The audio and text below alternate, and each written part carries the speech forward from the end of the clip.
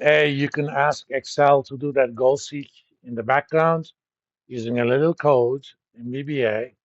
And two, you can make that code conditional on something changing. If any one of the inputs change, it's going to run itself. Then all you have to do is tell Excel what is the unknown that you want. I mean, let me show you how that works. Let me find that one first from my last semesters. Uh, Come on, open. Let's see. Okay, here it is. I actually built this template. Uh,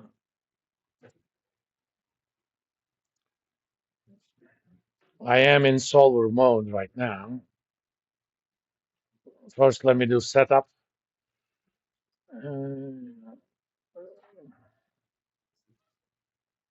No, I can do solver mode. My APR is 12% monthly, periodic. I can do 500. Well, let me start with 10,000. Length of time, who knows? My target value is going to be 3 million. And right now it's solving for APR, but I wanted to solve for length of time. And of course, that was already consistent with that. As soon as I make that 12, it's going to solve for that. This is basically more user-friendly way of what I've just did. In the background, it does that goal seek. That's it. Functionally, there is nothing different other than being easier to use. So alternatively, suppose I decided to save weekly, $100. Every time I change one of the inputs, solver runs automatically. In fact, whenever you change the variable, it also changes the color of one of the cells.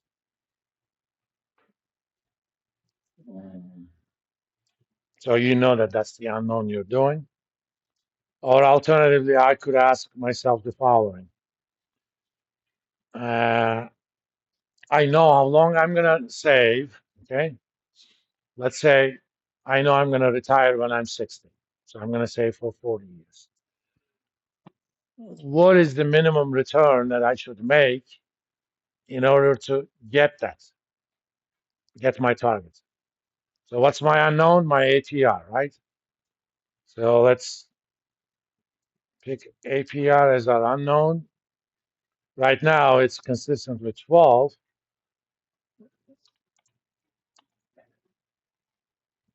So I need 968. Well, if I could save a little bit more,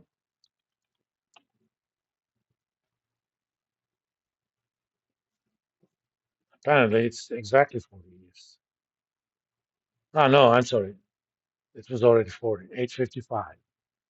Now, 855, if you're thinking inflation adjusted term, it's something that is achievable using pretty much equity investments. So you don't have to take too much extra risk.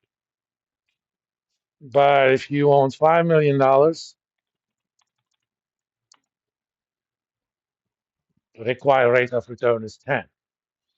Again, this is a calculator, it's just an algebra that happens to have two operations on it, forward, future value, present value, and I have inverses of those operations.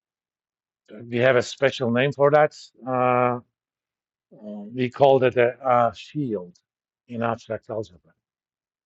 Real numbers is the field. Example. Yeah. Now, I was going to talk about something else before I let you guys go. What was it?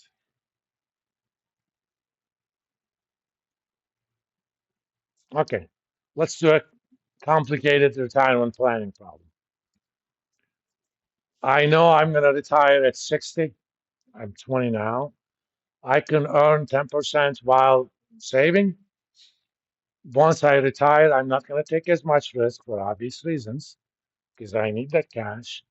I can earn only 4%, which is something you can do with a mix of investment grade corporate bonds and a little bit of junk bonds. You don't even have to take much stock risk. But I want $10,000 a year, $10,000 a month as my salary. And when I die at age 85, I still want $3 million in my account. So those are my requirements. You're my financial planner. I came to you with my requirements. I'm going to save for 40 years. I want $10,000 pension plus $3 million after 25 years. Tell me the amount that I need to save per month. That's your job as financial planner. And people pay a lot of money for that advice. We're going to do that in 2 clicks using this template. First of all, this is a problem, a dynamic problem. So we solve it by going to the end first. First, I'm going to determine how much money do I need to have in my account when I turn 60 so that I can afford those. That means that I need to calculate the present value of those. So that's present value. It's a four. Oh, for this, I have to be in setup mode, 4%. The setup mode only reads up the inputs. 12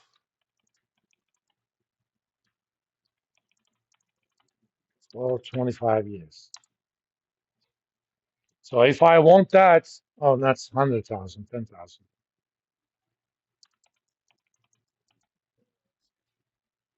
Well, let me change this into 3. So if I want that, I need to have a little over $3.5 million in my account when I retire. Now I'm going to take that as given. I'm going to copy this, paste the value as my target value. Yeah.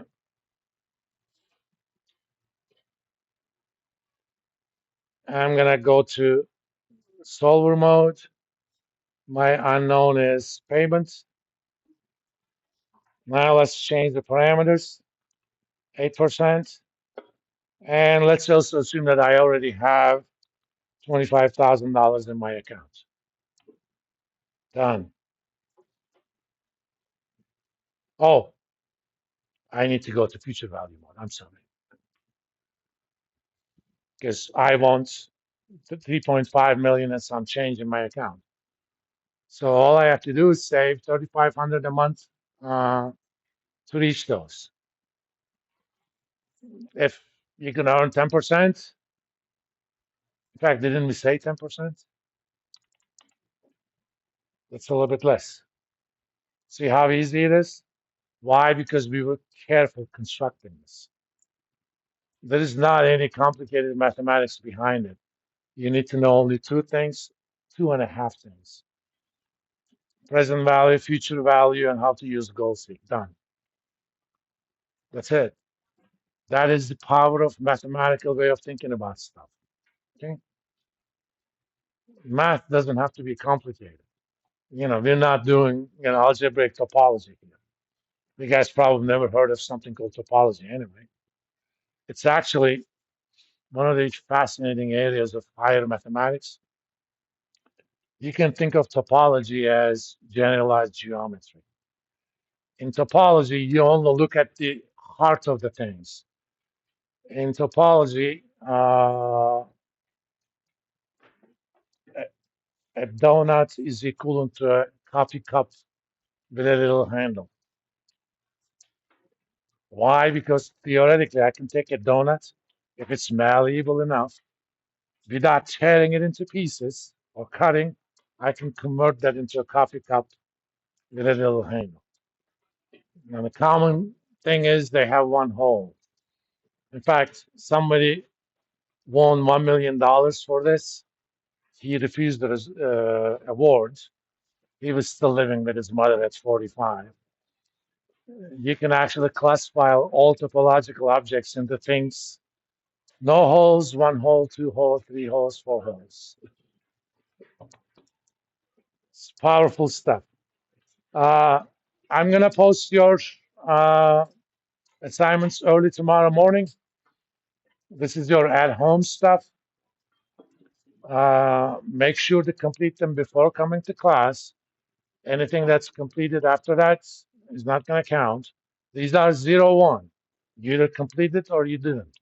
So I'm going to divide it into 3 pieces, 3 lessons: balance sheet, income statement, and cash flow.